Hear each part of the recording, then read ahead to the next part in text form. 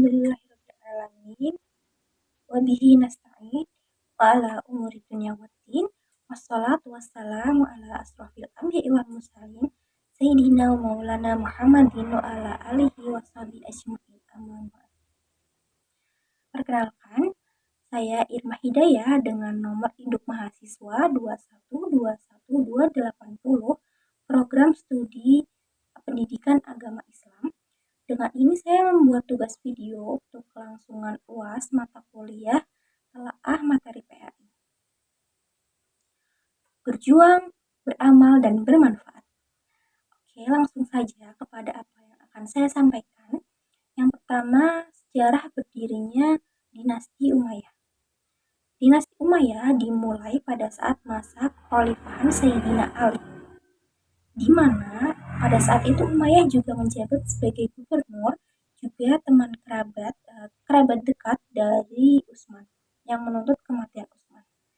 Pada saat itu Umayyah tidak mau menghormati Ali, kemudian menyudutkannya dan mengarahkan semua pembunuh Utsman, sehingga pada saat itu mereka merencanakan agar Ali turun dari jabatannya. Kemudian pada saat itu terjadi peperangan antara Muawiyah dan Ali, dan kubu Ali terbelah menjadi dua, yaitu yang tetap setia kepada Ali bernama Syiah dan yang tidak bernama Khawarij. Di lain kesempatan, Ali terbunuh oleh golongan Khawarij.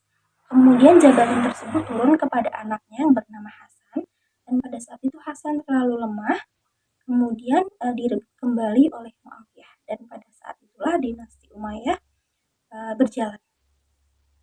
Kemudian yang kedua ada masa peradaban Islam pada saat Bani Umayyah.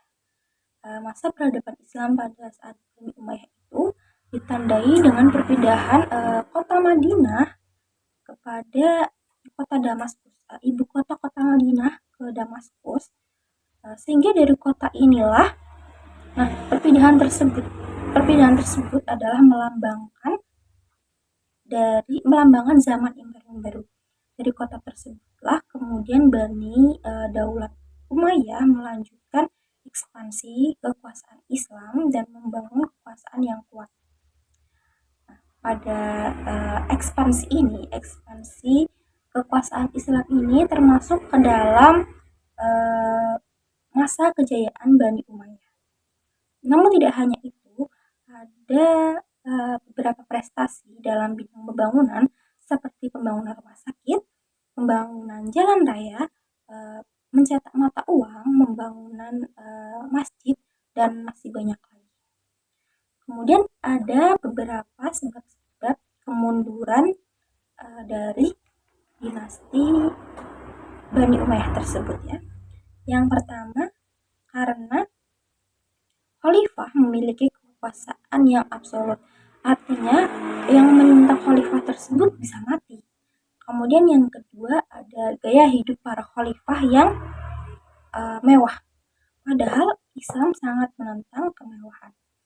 Dijelaskan juga di dalam surat Saba ayat 34 yang berbunyi, "Wa ma arsalna fi qaryatin min nadhirin illa qala mutrafunaha inna bima arsiltum bihi kafirun."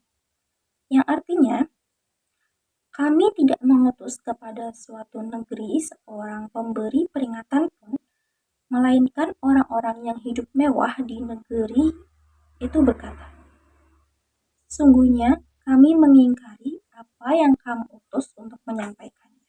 Berarti itu jelas sekali menolak bahwa tidak ada kemewahan.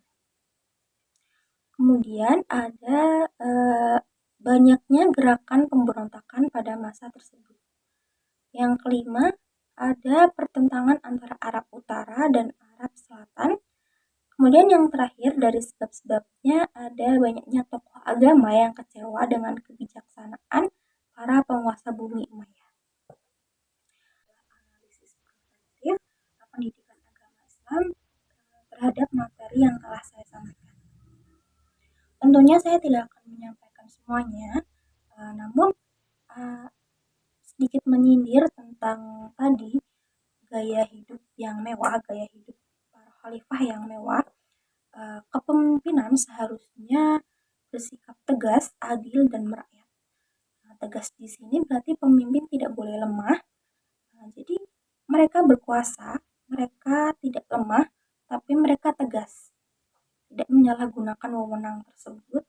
Kemudian yang kedua ada adil. Adil ini artinya bersikap sama rata terhadap rakyat manapun, rakyat miskin ataupun kaya. Jadi semuanya itu disamaratakan. Kemudian yang terakhir adalah merakyat.